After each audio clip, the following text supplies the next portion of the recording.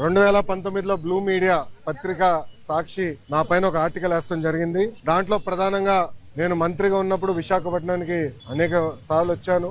Lounge లో నా పైన దాదాపు 25 లక్షల రూపాయలు ఆనాటి తెలుగుదేశం పార్టీ ప్రభుత్వం ఖర్చు పెట్టిందనే వార్త వేస్తాం జరిగింది. అప్పుడే నేను లీగల్ నోటీస్ కూడా జారీ చేశాను.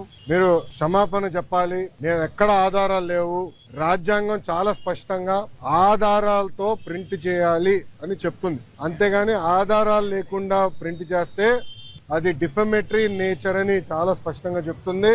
మీరు ఎట్టి పరిస్థితుల్లో రిజైండర్ ప్రింట్ చేయండి అని ఆనాటి సాక్షి కానివ్వండి, అదే విధంగా దేశవ్యాప్తంగా ప్రింట్ అయ్యే ప్రతి వారం ప్రింట్ అయ్యే మ్యాగజైన్ ద వీక్ కూడా మనం నోటీసులు జారీ చేస్తాం జరిగింది. ద వీక్ అవుతే ఇమీడియట్ గా మా దగ్గరకు ఉన్న సమాచారం కరెక్ట్ కాదు, మీరు చెప్పిందే కరెక్ట్, మేము రిజైండర్ ప్రింట్ చేస్తామని వాళ్ళు చాలా స్పష్టంగా ప్రింట్ చేస్తాం జరిగింది. కానీ బ్లూ మీడియా గురించి మీకు బాగా తెలుసు. తప్పుడు వార్త పదే పదే రాసి అది నిజం చేయాలని ప్రయత్నిస్తుంది. అదే రీతిలో వాళ్ళు ముందరికెళ్తున్నారు. అందుకే నేను గత 5 సంవత్సరాలుగా న్యాయ పోరాటం నేను చేస్తున్నా. ఇది 4వ వాయిదా.